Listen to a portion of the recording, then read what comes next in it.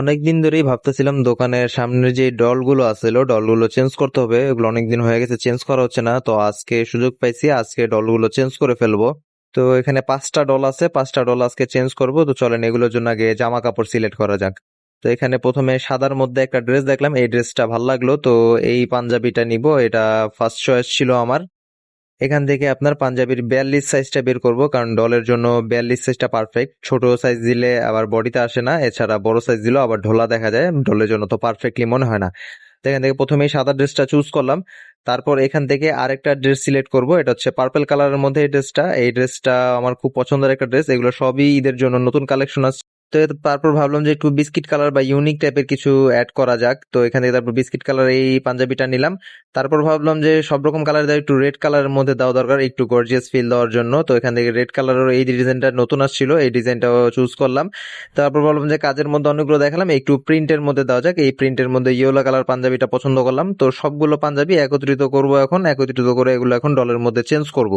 তো চেঞ্জ করার জন্য প্রথমেই আমি ডলগুলোকে এক একটা করে বের করে নিব। প্রথমে এই ডলগুলোকে বের করতে হবে, বের করে সারি সারিবদ্ধ করে সাজায় রাখতে হবে। তার জন্য প্রথমে আমি সামনে থাকা স্ট্যান্ডগুলো সবগুলো সরাই ফেললাম, কারণ স্ট্যান্ডগুলো না সরালে ডলগুলো বের করতে পারবো না। তো বের করে ডলগুলো এক এক করে ডলগুলো খুলবো, খুলে ডলগুলো একটা একটা করে পাঞ্জাবিগুলো চেঞ্জ করব। তো অনেকদিন ধরে ডলগুলো চেঞ্জ না করার কারণে একটু ধুলাবালি পড়ে গেছিল, ডাস্টার টেনে একটু ধুলাবালিগুলো ময়লাগুলো পরিষ্কার করে দিলাম। পরিষ্কার করে ডলের হাত দুটো খুললাম, খুলে প্রথমেই লাল কালার পাঞ্জাবিটা পরা দিব। লাল কালার পাঞ্জাবিটা এই ডলটার গায়ে খুব ভালো স্যুট করতেছিল, তাই জন্য এই ডলটাকে লাল কালার পাঞ্জাবিটা পরায় দিলাম। পরায় দিয়ে ডলটাকে আবার সুন্দর মতন ডলের জায়গায় রেখে দিলাম। তারপরে ধরবো হচ্ছে নীল কালার ডল, এই ডলটা হচ্ছে সবচেয়ে বড় ডল, এটাকে আমরা মজা করে বডি বিল্ডার ডল বলে ডাকি। এই ডলের বডিটা খুবই ভালো, অনেক বড় এই ডলটা। তো এটাতে পার্পল কালার যে ড্রেসটা দিছিলাম ওই ড্রেসটা পরাবো, এই ড্রেসটা এইটার সাথে খুব ভালো গেছিল, খুব ভালোভাবে মানাইছিল এই ড্রেসটা। তো এটার হাতগুলো খুললে ফিটিং করে লাগিয়ে দিয়ে এটাকেও জায়গা মতন বসায় দিলাম। বসায় দেওয়ার পর যে সামনে যে স্ট্যান্ড গুলো ছিল, র্যাক গুলো ছিল, ওই র্যাক গুলো টেনে টেনে দিলাম। তারপর হচ্ছে গিয়ে আরেকটা পাঞ্জাবি দিলাম গলা কাটা, এটার হাতাটা দিলাম। এটা তো হচ্ছে গিয়ে সাদা কালার পাঞ্জাবিটা পরালাম, সাদা কালার পাঞ্জাবিটা এটা তো খুব ভালোই ফুটতেছিল, একদম পুরো নতুন ইউনিক ডিজাইন লাগছিল কোরবানি ঈদের জন্য। তো তারপরে আরেকটা লাস্ট একটা পাঞ্জাবি ছিল, এটাও চেঞ্জ করে এটাও জায়গা মতন সেট করে দিব এখনই। তো ফাইনালি আমার আজকের মতন কাজ শেষ, এখানে সবগুলো ডল আমার চেঞ্জ করা শেষ হয়ে গেছে। এই ডলটার হাতটা লাগানোর সময় একটু ঝামেলা করতেছিল, এটা কারণ এই হাতটা একটু নড়বড়ে ছিল, এই জন্য এটা একটু ঝামেলা করতেছিল, এই জন্য এটাতে একটু সময় লাগতেছিল।